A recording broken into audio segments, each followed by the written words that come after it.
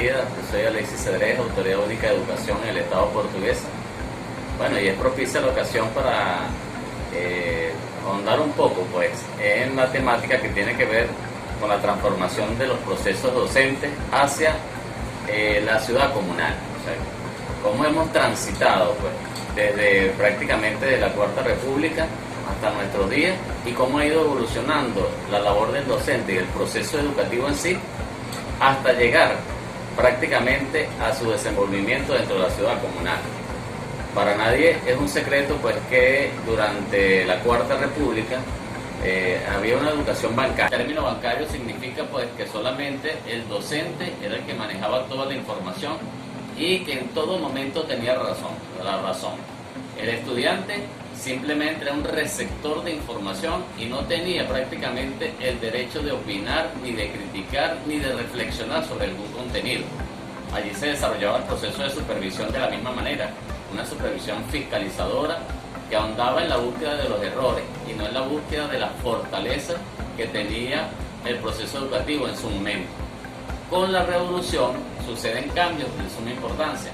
Ya la educación se transforma en una educación crítica, reflexiva, analítica, donde entran en juego otros elementos, como son el representante, la comunidad en general, también entra en juego el docente como parte de esa estructura, el estudiante, y todos conforman un sistema interdependiente, donde todos tienen importancia por igual, donde el estudiante tiene la posibilidad de aportar ideas, el estudiante tiene la posibilidad de reforzar los conocimientos, de preguntar, es más, en muchos casos, de tener la razón con respecto al desenvolvimiento de algunos contenidos, cosa que anteriormente no pasaba.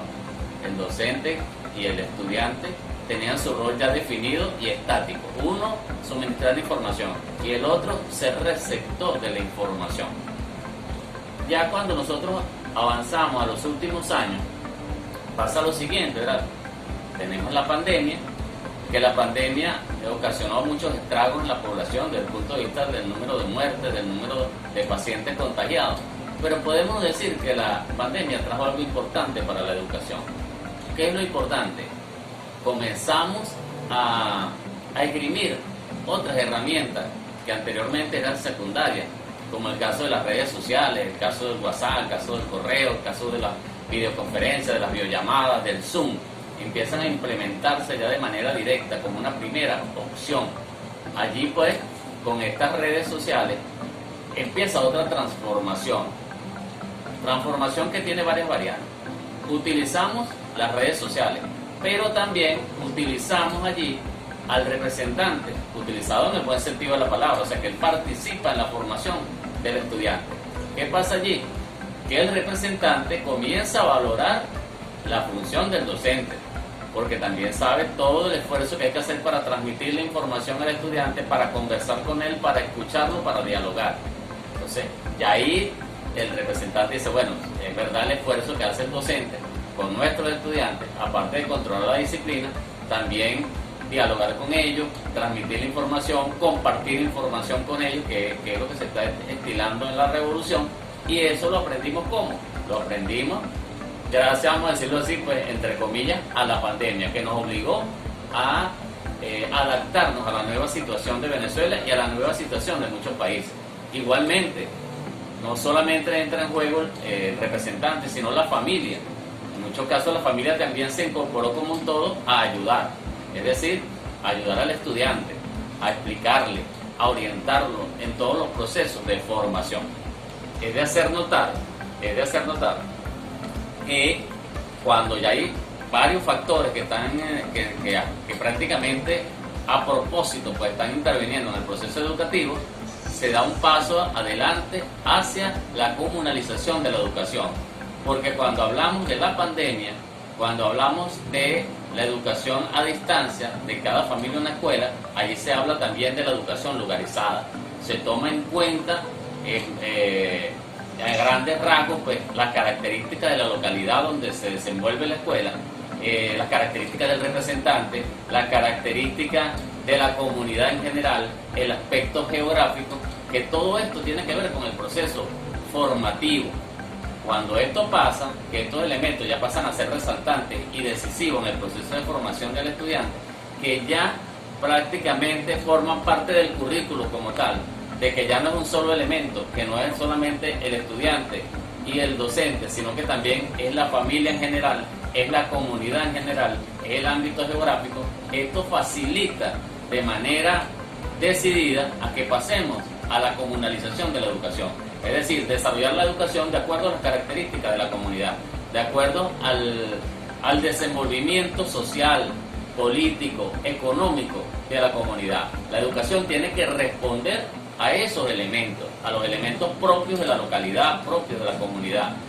Allí, ¿verdad? Y es en concordancia con todo lo que le estoy diciendo, surge la ciudad comunal. La ciudad comunal es, según la ley que establece esta nueva forma de gobierno, es, como su nombre lo indica, una forma de gobierno lugarizada.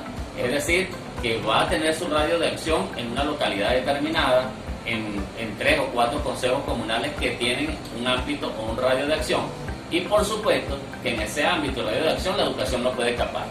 Tiene que estar inserta en la ciudad comunal.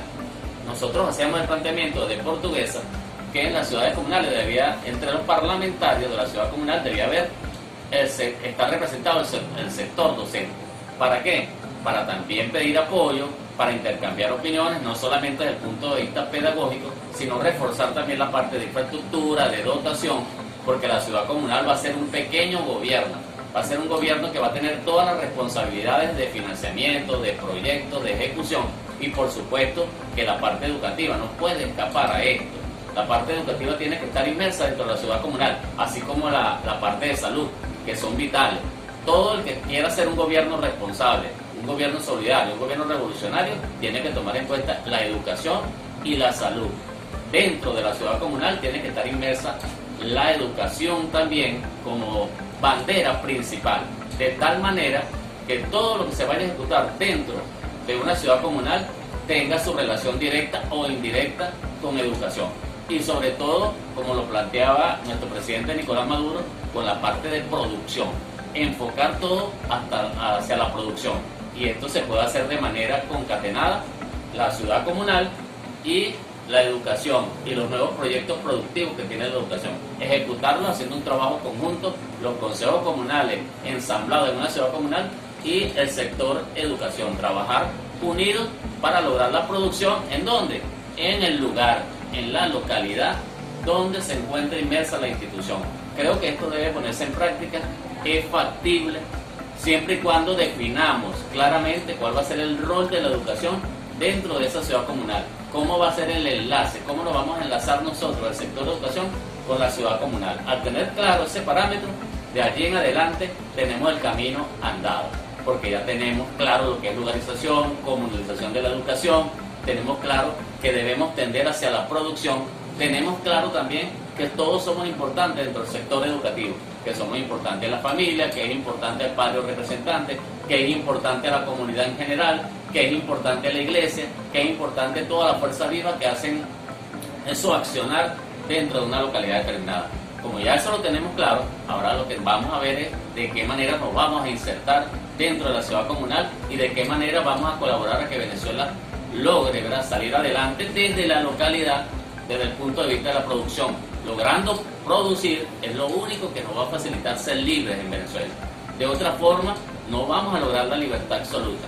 La logramos logrando también aumentar la producción, logrando también concientizar a nuestros estudiantes a través de la práctica que la producción es vital, que no podemos depender de una renta, que no podemos depender de la venta del petróleo, que no podemos depender de otros países para que nos den alimentos. Tenemos que ser autosuficientes. Y repito, la única forma es trabajar en conjunto y trabajar en función de objetivos claros que en este momento son mejorar la producción, aumentar la producción y hacer que nuestros estudiantes tengan conciencia de la importancia de este punto. Muy buenos días.